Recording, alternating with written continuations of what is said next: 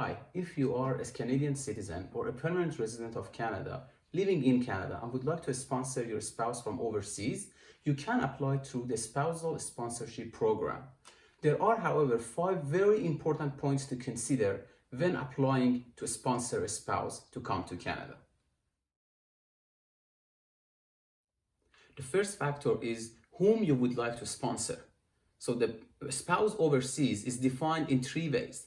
Number 1, people who are legally married to you. So your wife or your husband, who can be from same sex, must be at least 18 years of age, and the marriage is basically legal and valid in the jurisdiction that it happened.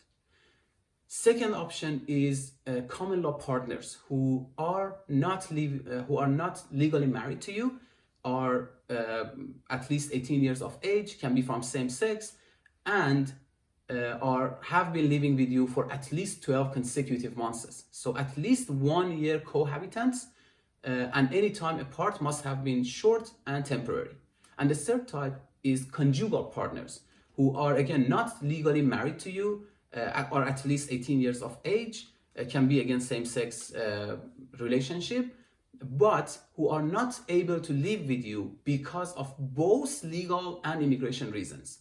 Samples of that would be people living in other countries and are married to other people where divorce is not an option, or in countries that same-sex marriage is not recognized or is not legal.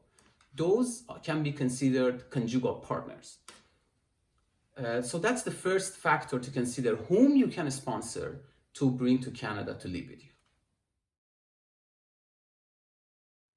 The second factor to consider is the income threshold. It's very interesting that there is no income threshold when you are sponsoring your spouse coming from overseas. However, you have to consider 2 points. Number 1, you have to show the immigration officer that you are able to provide for the family when your spouse joins you in Canada. So although there's no income threshold, you have to show that you have a job or you have some kind of income to be able to provide for the family and survive. And number 2 to consider is that you must show that you're not receiving any social assistance except disability type. So these 2 are very important to consider for income threshold. Third factor to consider is the undertaking.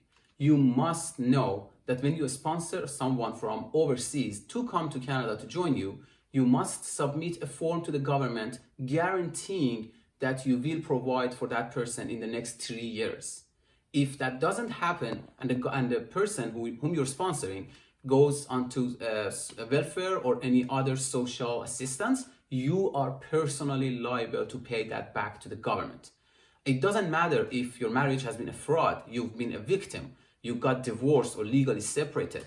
Anything that happened and that person comes to Canada by your undertaking and goes into social assistance, you are personally liable to give that money back to the government of Canada.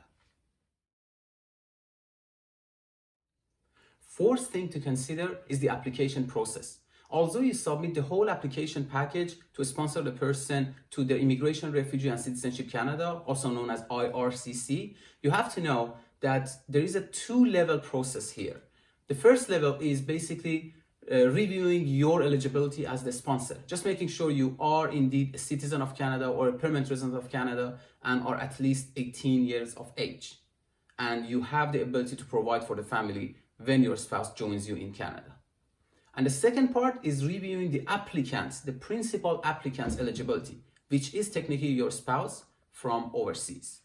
The whole process typically takes 12 months to process, although the government of Canada has recently, in fall 2020, announced that they have made some changes, and hopefully that timeline will drastically drop. The fifth point, which might be still the most important point for anyone coming to Canada, is that your spouse being sponsored to come to Canada must not be inadmissible, which means there are different categories for inadmissibility, but basically means that they must not be a burden to the health system of Canada. They must not be a danger to the public health. So they have to go over and conduct a medical examination before they land and join you in Canada. The second part is that they must not be a criminal. they must go through a criminality check for which they have to provide police certificates from their home country and any country that they have lived for 6 months or more. And third is the security check that the government of Canada actually conducts and ensures that the person coming to Canada is not a security threat to Canada or any danger to the public. Please consider that the 5 factors that I just stated are not inclusive of everything you have to consider when you want to sponsor your spouse to come to Canada. However, they are 5 very important parameters to consider before going forward. If you have any other questions, our company's information is listed in the caption of this video in YouTube. You can contact us and we would be able to help you from the beginning to the end when your spouse lands in Canada. Thank you very much.